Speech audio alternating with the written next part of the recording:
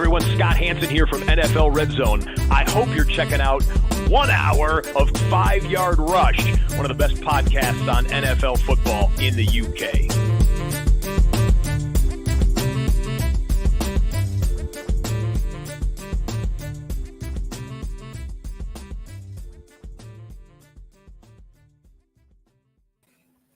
Hello, Rush Nation, and welcome to the 5 Yard Dynasty podcast. This week, I am on my own. That is Liam at the FSA Tweets on Twitter. Unfortunately, Rich can't join us this week, so it is just me, as I said, on my own, taking you through the Week 11 slate of games, and we'll dive right in. As usual, we'll start with the highest scorers. So for those of you that are new, tuning in for the first time maybe, what we do every week is look at the highest scorers, the top three at each position, and we use the scoring format of 4 points touchdowns for quarterbacks and PPR for every other position. That is no tight end premium or anything along those lines, no fancy rules, just PPR. So we'll start off with the quarterbacks.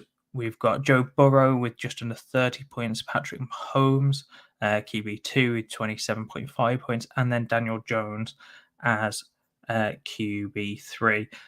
The guy that I wanted to touch upon here is Daniel Jones, because he finally threw for over 220 yards in a single game, and he smashed that number out of the park. So previously he hadn't thrown for anything above 217, I think it was. 217, and then he threw for 341 yards. He did throw for 2 interceptions, which isn't great. He's been keeping his turnovers to a minimum this season, but that puts him at QB 10 on the year, which is quite good. No one really expected Daniel Jones to do or make that kind of leap in terms of fantasy production. I'm still skeptical on whether a franchise will want to take him on as their starter with only one 300-yard game this season. But he is also doing it with limited weapons. I know he's got Saquon Barkley, but outside of that, who else does he have? So, yeah, if you like Darius Slayton, kudos to you. But that's the extent of his receiver room right now. So I do wonder what he could do with a full offense, but we'll have to wait and see. He might not even have a starting job next year, although I think a team would take a shot on him, kind of like a Trubisky or a Mariota type of this season.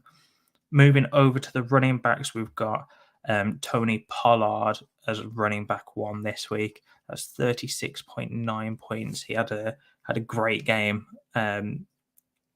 against the Vikings defense, a defense that we thought would stand up a little bit more. That game completely went awry. I didn't expect the final score, but he broke away a couple of big runs and had 109 yards in the air and 80 on the ground. So an absolutely monster game from him. You had Samaje Perine as the RB2. I'm sure everyone predicted that this week. Joe Mixon had 7 carries and 3 receptions before he got ruled out with a concussion, and by the looks of it, the Bengals just stuck to using their running back, with Perine getting 3 touchdowns, which is where a lot of his points did come from. But we'll have a look at Joe Mixon in a minute. And then Najee Harris finally got back in the same game as well, finally got back to what we kind of expected him to do a bit more of this season. He had 20 carries for 90 yards and 2 touchdowns. So he slides in as our running back 3 this week. Wide receivers, we've got Devontae Adams, a name that we expect at the top of the list once every so often in the season, with 33.1 points. And then Amari Cooper with the Browns had a great game. I mean, I don't think we really expected the passing game to explode as much as it did, but Jacoby Brissett had 41 attempts for over 300 yards and 3 touchdowns. So I suppose they did need to throw against the Bills, but I wasn't expecting a 30-point game from Mari Cooper as a wide receiver 2. And then Joshua Palmer at wide receiver. This is a slightly weird one. Keenan Allen was being pulled out on certain plays, mostly runs, but he was obviously being kept on some sort of snap count. And Mike Williams, who was also fit at the start of the game, re-aggravated his high ankle sprain.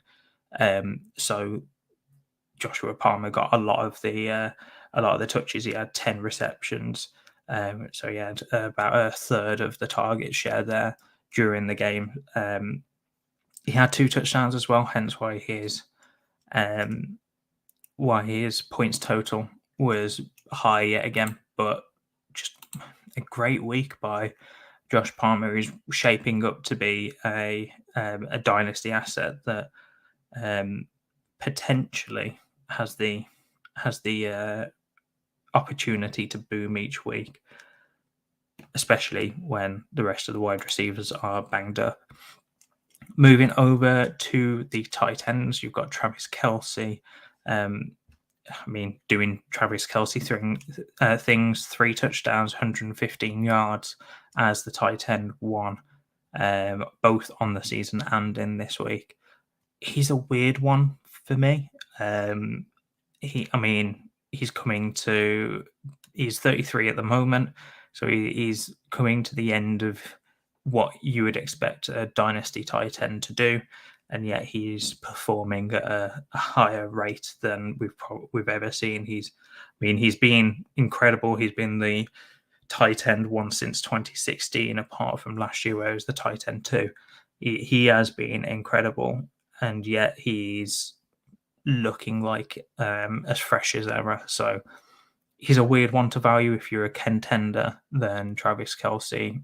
If you've got him on your roster, you're laughing, because as myself and Rich mentioned a few weeks ago, he is essentially a cheat code at the tight end position. It's almost like having a second flex spot or an extra flex spot as well as the tight end spot. It's quite incredible. Moving over to George Kittle, the tight end 2 on the week. This came in Monday Night Football. The San Francisco 49ers scored 38 points in that game, which then gave a lot of their team good fantasy results. So George Kittle, 2 touchdowns, 84 yards, only 6 targets, but the 49ers only threw the ball for 29 times, so kind of understandable. But I'm still skeptical on George Kittle going forward. I still think he's worth a late first. If you are rebuilding and trying to offload him, you can send him to a contender, because he has games like last week in week 10 where he had 2 targets on 1 reception and he played every snap that game. So I struggle with him. I think that he's still a late first because of this upside of tight end 2 any week. But especially with Lance coming back, I do wonder about his usage when Lance starts next year. Moving over to tight end 3, Austin Hooper did this on Thursday Night Football. He scored just under 20 points against my Packers. He had 2 touchdowns in that game. There's a bit of a theme this week where everyone has multiple touchdowns. And that's how you get into the top 3, because touchdowns aren't sticky, but they score you a lot of points. He had 4 targets, so he scored on 50% of his targets and receptions, which is quite incredible. I know that my guy Christian Watson is currently beating him out on that touchdown percentage based on the past 2 weeks, but Austin Hooper only 36 yards, but he was targeted a lot in the red zone. Or I say a lot in terms of his targets overall. His target percentage in the red zone versus other areas on the field prove to be where he's making his points. And this was the first real game where he's done much of anything. I mean, he had 7 targets in week 10 against the Denver Broncos, which put him at tight end 14 for scoring in that week. And then the second highest was tight end 17, and every other week has been tight end 20 or less or worse. So he's not a guy that I thought he was going to be this year, but maybe he can turn it around going forward because he is getting those targets now. I very much doubt that, though. And if you are looking for a tight end streamer, that is not the guy I'm looking for. Moving over to the significant news this week, we've had a lot of injuries, unfortunately. As we mentioned in the highest scorers segment, we've got Joe Mixon with a concussion. He could play this week, but this season has shown how unpredictable concussion timelines can be. So if you have Mixon in any league, you are going to have to look out for any news this week, because he could play and there's a probably equal chance that he might not play this week. And so RJP Ryan has another week of that backfield to himself near enough. Then again, as I mentioned, Mike Williams re-aggravated that ankle. So he's got a high ankle sprain and could miss this week. We don't know any other information around that, but it's one to monitor, as he missed, I think it was 4 or 5 weeks with the ankle sprain in the first first instance anyway. Kadarius Toney, so he left his game against the Chargers with a hamstring injury, could miss this week too. So it's just something to monitor there. He looked like he was on the field if the same amount, if not a little bit more, this week. But Sky Moore ended up picking up a lot of those targets with Juju and Kadarius Toney out, and he looked pretty good. Sky Moore did. Wan'Dale Robinson, sticking with New York Giants drafted wide receivers, tore his ACL, unfortunately. He's out for the season. He could have a similar timeline to Robert Woods, where Woods this year returned for the regular season, but not for any of the preseason games. Wan'Dale looked like he was turning into something. He had 13 targets for over 100 yards this week, and he's had a few games this year where he's had an 8-target game and a few other notable fancy performances. So he looked like he was turning into something in that offense. He struggled this year with an injury to start out the year anyway. So that's not the way that we want anyone to start out this season. Moving over to the Atlanta Falcons, Kyle Pitts has been placed on IR with an MCL tear. He's done for the year, most likely, if you've got him in your dynasty leagues. He's as good as done. If you are contending, I'd potentially try and move him for a guy like, I suppose, a Kittle plus. See if you can get an extra contending piece or even a pick on the return along with Kittle, or if you can move him to Kelsey or Andrews by adding a bit on. And if that's a rebuilding team, it may not even have to be that much. That's a move I'm making every time. Then with the Chicago Bears, Justin Fields injured his non-throwing shoulder. So on that, we don't have any more information apart from he's injured his non-throwing shoulder. So we just need to be wary based on his week 12 availability. He could play, he also may not. It's just one of those where we have no information because the team doesn't really want to give anything away. All we know is that the head coach, Matt Eberflus, he has said that Justin Fields is day-to-day. So We don't know any more information than that. One thing I will say on that is day-to-day could mean anything, because David Montgomery was labelled day-to-day earlier in the year and then ended up missing the following week. So just something to think about when you're trying to decide on Justin Fields' availability this week. If you have the option to bench him, it may be that you're calling that bench guy up to slide into your superflex spot or even your quarterback spot if you're in 1 QB leagues. Then move over to the Denver Broncos. They've been in the news a lot this week, with Chase Edmonds first with a high ankle sprain. He's been out, or he's going to be out for several weeks. And we've seen a lot of the high ankle sprains this season, so it's just something to monitor. But yeah, he's not coming back for a good 3 to 4 weeks, if not more. And then sticking with the Broncos and the running back room, a surprise cut by the Denver Broncos this week was Melvin Gordon, who hasn't been doing brilliantly for them, but I didn't think they would just outright cut him.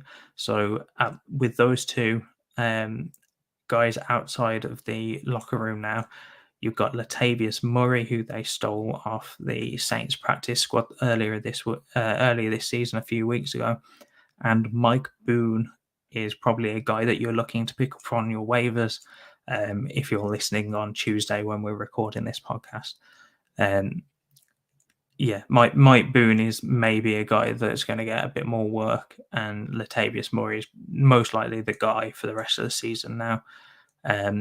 Although I don't think the Broncos have a lot to play for.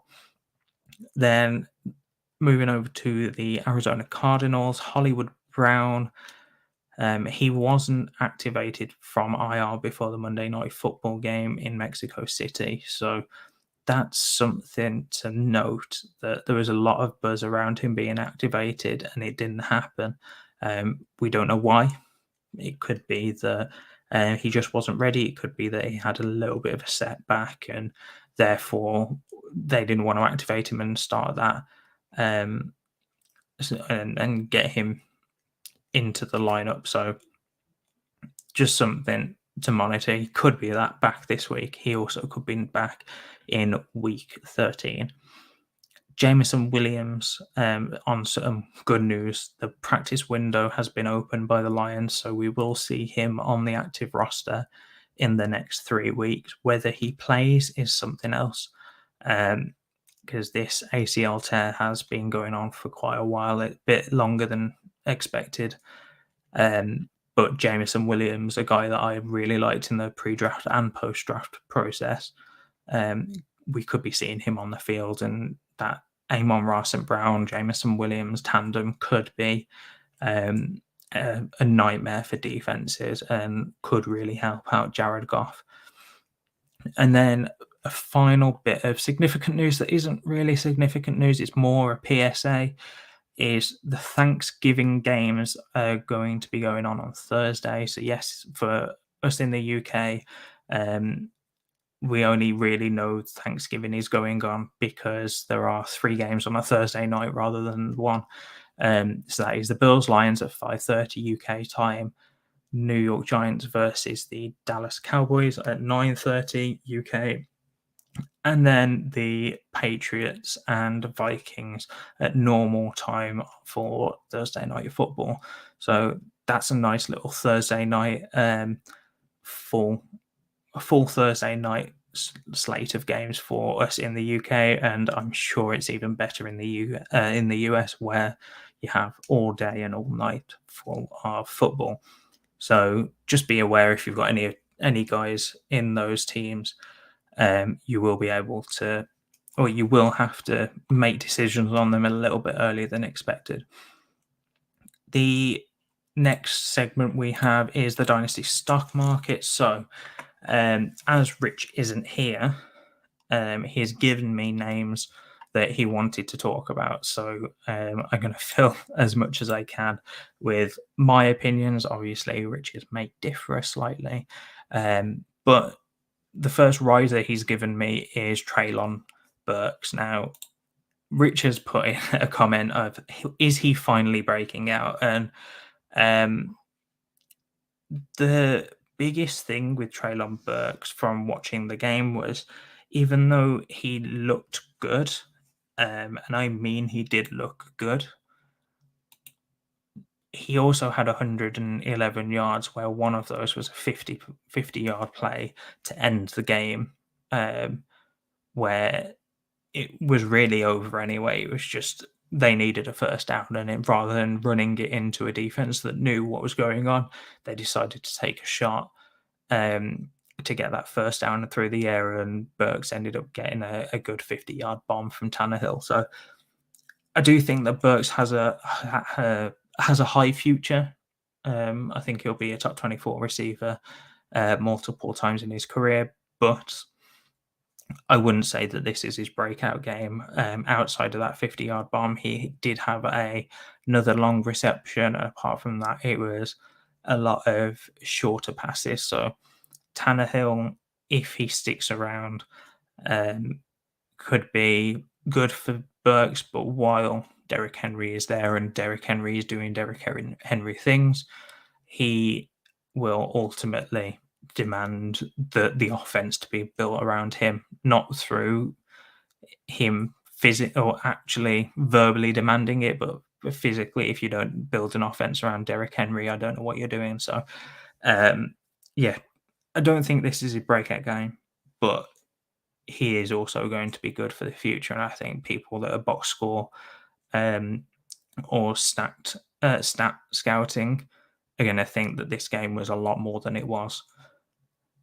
The one thing that I wanted to highlight while we're talking about Treylon Burks is, as Ryan McDowell of DLF pointed out, 5 rookies were in the top 12 at the position this week at wide receiver. So those, I think it's quite understated that this receiver class has been much better than expected. We have, to start off, we have Chris Olave at wide receiver 7, Christian Watson at wide receiver 8, Wan'Dale Robinson, wide receiver 9, George Pickens, wide receiver 11, and Treylon Burks at wide receiver 12. I think that's something we need to start talking about a little bit more, that yes, Wan'Dale Robinson has been injured and now is probably out for a good portion of next season, the early part of next season. But the rest of these receivers, I don't think people were expecting this much coming from them in their rookie season. Christian Watson obviously had multiple touchdowns and has had multiple touchdowns both of his games over the past 2 weeks. But he's showing that he can be a guy that Aaron Rodgers can go to. You've got Chris Olave, who has been great this year. He's currently the wide receiver 11 in total. So that is something that a lot of people, I suppose, probably weren't expecting in his first season, but that's incredible. George Pickens, again, just a guy that Pickett seems to have that connection with. He had 6 targets for 4 receptions and 83 yards with 1 touchdown.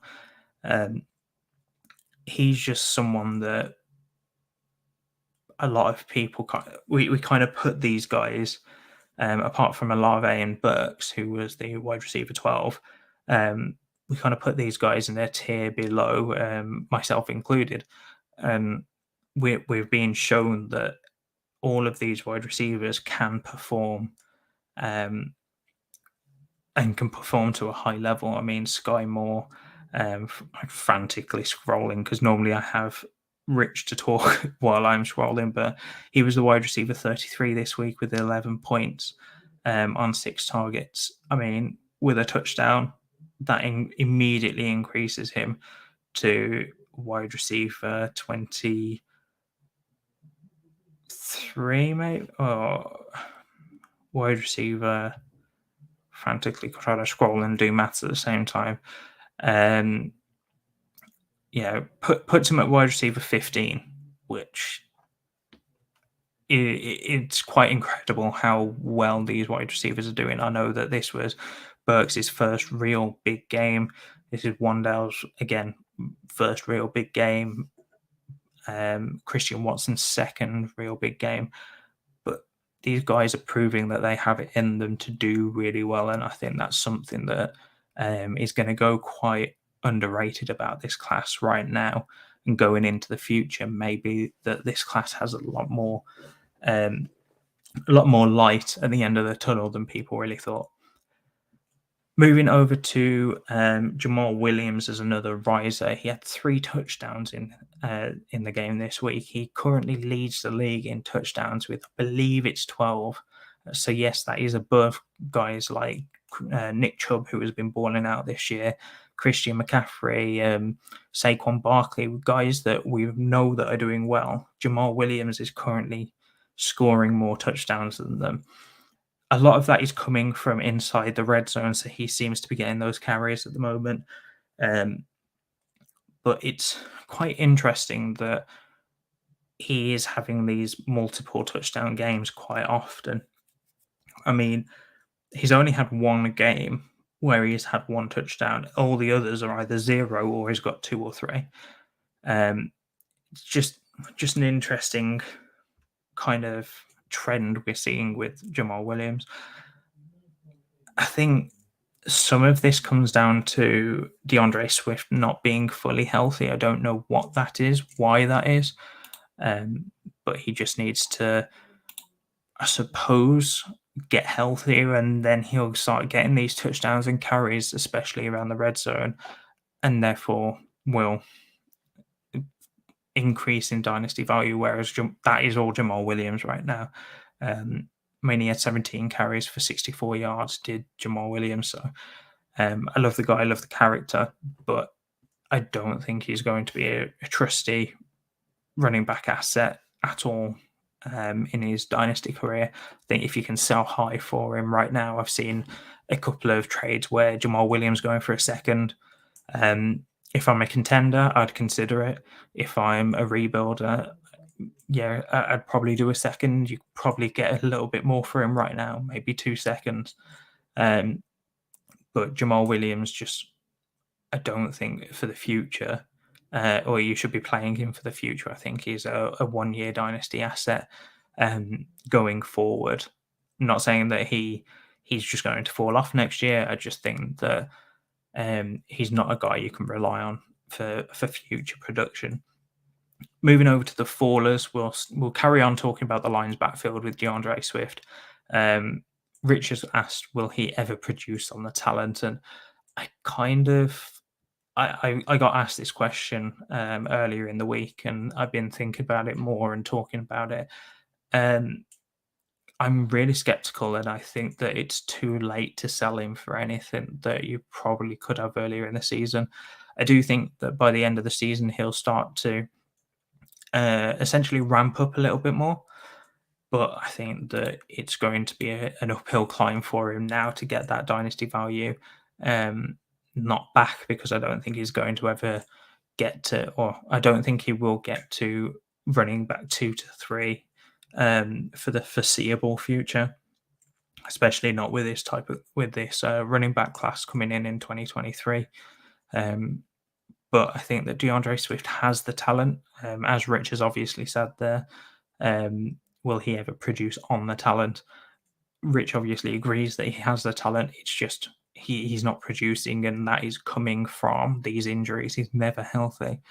Or he's hardly healthy, should I say. So if DeAndre Swift does produce on the talent, I think that his dynasty value is going to go up significantly. He's only 23 years old, but if he doesn't produce next season, I think you're looking at an asset that is dead in the water, essentially. You won't be able to move him. Moving over to the last faller, Richard put Zach Wilson on this list, so I was very interested to hear his thoughts, and maybe we'll get his thoughts in the future on Zach Wilson, especially when we can have a bit more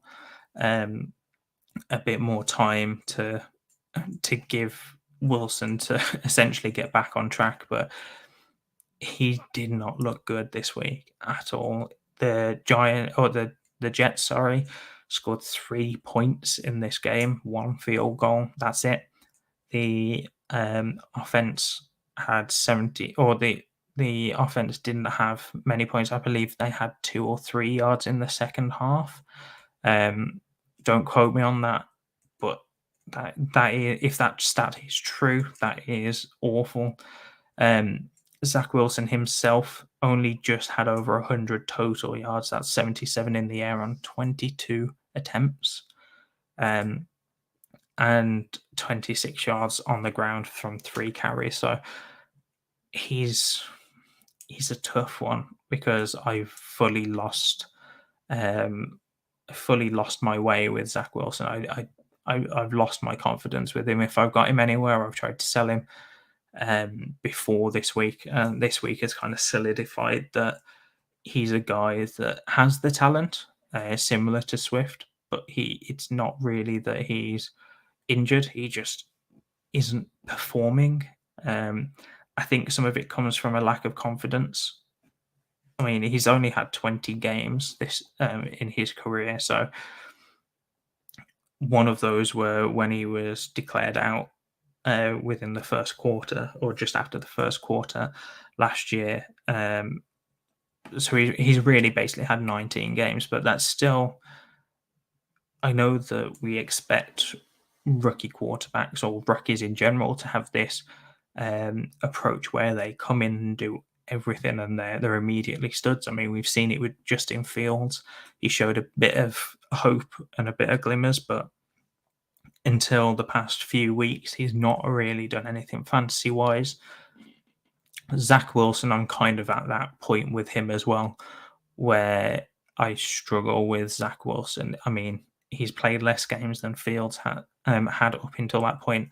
So it's interesting, but I think Zach Wilson, if you can sell him for 23 first, I'd probably say mid to early. If you can do it for an early first, I'd be smashing that pick. But if you can do a mid for Zach Wilson, I'd do that. I'd have to think about a late first just because the upside of Zach Wilson at quarterback, if he does manage to put it all together, is incredibly high. But Rich is obviously questioning whether he's even going to keep his job for the rest of the year. I mean, there have been news reports where Zach Wilson isn't taking credit, or I say credit, isn't taking blame. He doesn't think it's himself. I don't know whether that was just the bad presser that he had, or whether it was a genuine locker room talk that he's not taking in his share of the blame, essentially. But there has also been reports where Robert Saleh, I mean, it's not reports, it's confirmed at this point because he said it during a press conference, that he's not committing to Zach Wilson starting for the rest of the season or even this week, which is interesting to say the least. I think Zach Wilson's a guy that isn't playing with confidence, but I don't know how he's going to get that confidence back. I don't know whether it's too far gone for him in New York. Maybe a Zach Wilson for Derek Carr type trade happened that Richard kind of mentioned before. So that is it for the Dynasty stock market. The player of the week this week, instead of myself and Rich pulling one out each, I've decided to go just name a few. So I'll start in San Francisco with Deebo Samuel. Deebo Samuel this year obviously hasn't been close to where he was last year. Last year he was an undeniable wide receiver one, a top wide receiver, top 5, top 3 wide receiver upside each week. But Deebo this year just hasn't had that same production. I don't know what it is. I know that the offense is struggling a little bit more than it did last year, but Debo just hasn't had that same opportunity, I suppose. He had 9 targets, caught 7 of them, had 57 yards in the air, and then he had 3 rushes for 37 yards and a touchdown. So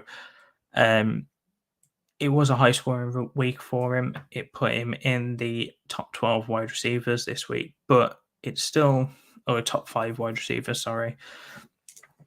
But it's still interesting when you look at his weeks. This is only the second week where he has had top 12 upside, or performed at a top 12 rate.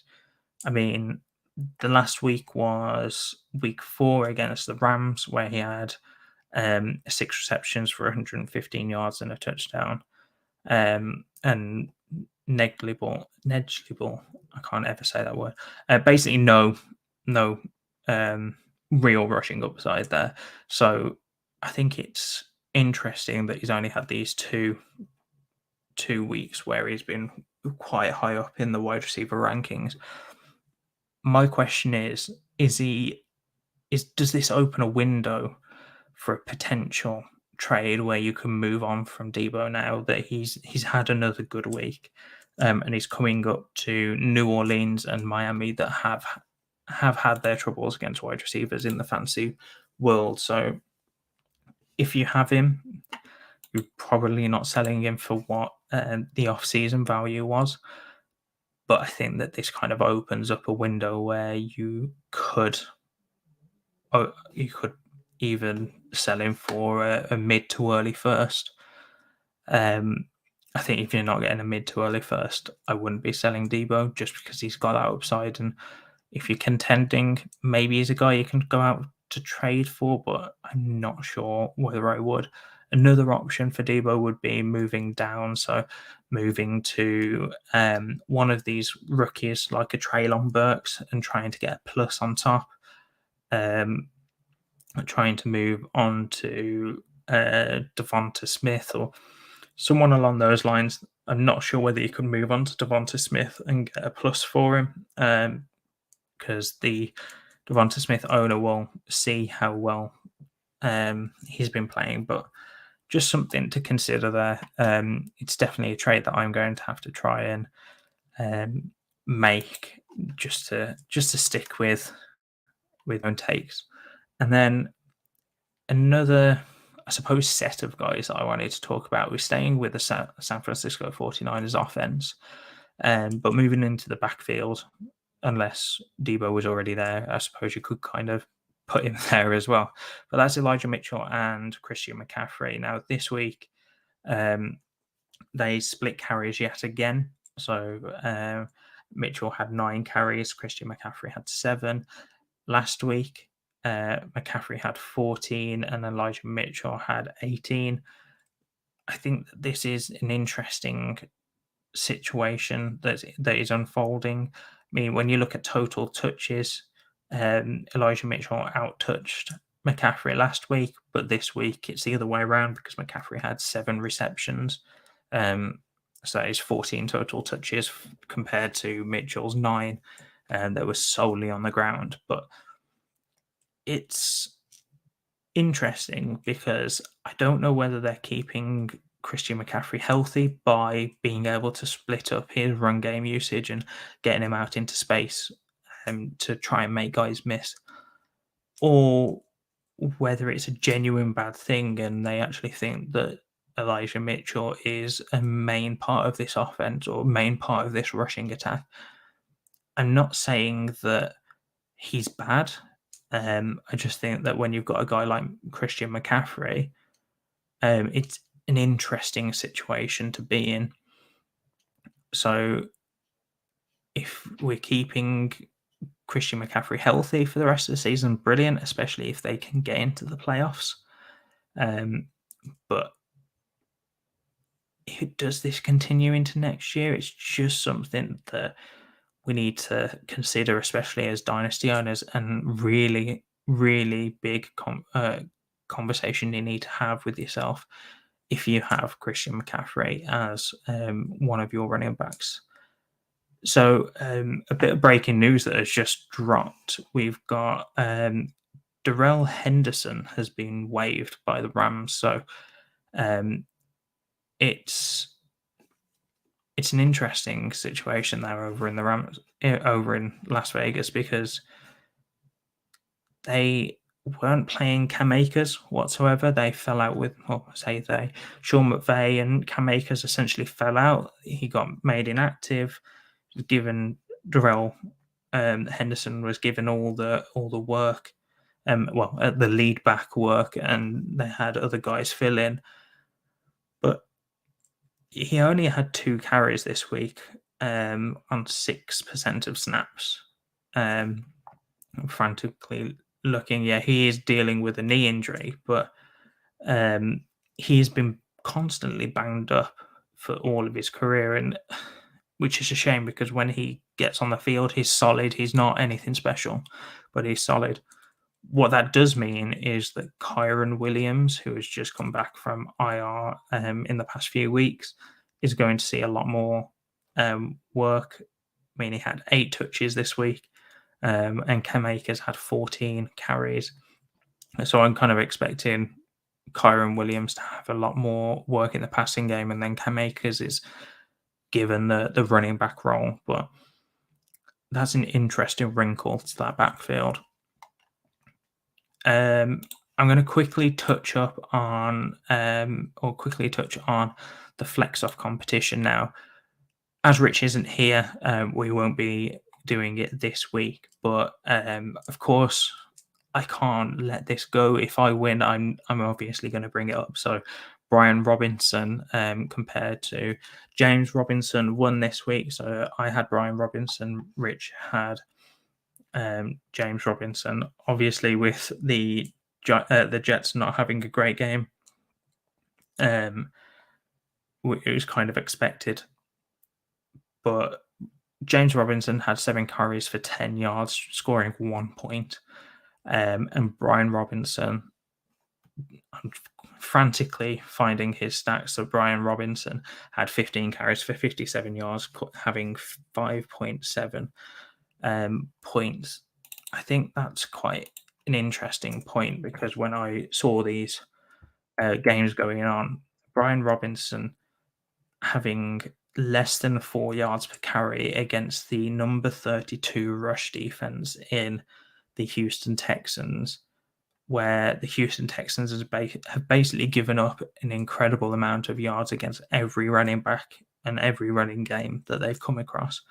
And yet Brian Robinson still can't get over 4 yards per carry, which he hasn't completed this season so far in a single game. I think that's something to take note of.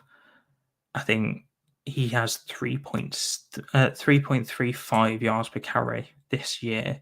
And I wouldn't put that down to just the offensive line. I know Rich likes to say that it is an offensive line stat, and to an extent it is. But at the same time, I think that it's interesting to consider when Antonio Gibson has had 4 games with over 4 yards per carry, and has a point. This doesn't make my point much better, but only has 3.67 yards per carry. I think it's interesting that they can't seem to run the ball, even though that's all they want to do. Maybe it's defenses wising up and trying to stop the run more, loading the box more. It would be interesting to see what the percentage of loaded boxes are when Brian Robinson is on the field. But maybe this comes down to Brian Robinson not being fully healthy. And I hope that is the case, but it's not. I struggle with him right now. If you can maybe take a shot on him for a late second, then go for it. But if not, I think you're struggling to trade for him right now. So coming back to the flex off competition, that puts the standings at 5-5. We are tied up. So Rich, when he's back, will pick another guy, and we'll battle it out for the rest of the season. And then The last little bit is the listener mailbag. Now, we didn't get any questions this week, so if you do want your questions answered, go over to at 5 Yard Dynasty. The tweet drops on a Monday at 12 o'clock noon, which is about 7 o'clock or 7 a.m. EST, I believe it is. So if you want your questions answered live on the show, go over there, or you can join us at 8 p.m. on Tuesdays for the show and ask us then. But I included a question that I got asked separately away from the pod, which is, would you trade Diggs for Terry McLaurin and a mid to late 23 first? The guy said that he was in a kind of rebuild. He's on that cliff of potentially being a contender, potentially being a rebuild. I quite like this move if you're in that situation because you're getting that first back. You are setting yourself up for the future. You're getting younger as well. It's only slightly because Terry McLaurin came out as an older prospect, but you are setting yourself up for the future a little bit there. You are giving away Diggs, who is being a top wide receiver this year. But I still like that move because Terry McLaurin seems to be getting back on track with Taylor Heineke. They seem to have some sort of connection. He just once he scores those touchdowns, that's when his boom weeks are coming in. So I think that is a move I'd try to make if you are on that teetering window of not knowing whether to contend or to start rebuilding. Essentially, this falls under the retooling approach, where instead of fully blowing up your team, you kind of try to just get younger, move away some of the win now contending assets to try and get picks and younger players.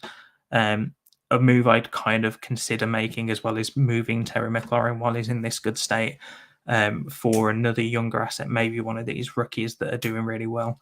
And if you can get a plus on top of that, that's perfect. But that is it for this solo episode of the 5 Yard Dynasty podcast. You can find me at the FSA Tweets on Twitter. But while the World Cup is going on, we'll keep you up to date with our podcasting schedule. Normally it is the Tuesdays at 8 o'clock 8 o'clock UK, so that is about 3 o'clock EST. But if there is, for whatever reason, an England game on, which there is next Tuesday at 7 o'clock, we will be trying to move the pod around. So the time is to be confirmed, but I believe it's going to be the Wednesday. So that is a week tomorrow if you are listening on the live stream, or a week today if you're listening when the podcast is released. So yeah, you can find us over there. If you look at the 5 Yard Dynasty account on Twitter at 5 Yard Dynasty, we'll put a tweet up there telling you where you can find us and when you can find us. But until next week, guys, that is it. Enjoy the World Cup football. Enjoy the Thanksgiving games. If you're in the UK, you get some games straight after work. So see you next week. Stay safe. We'll see you then.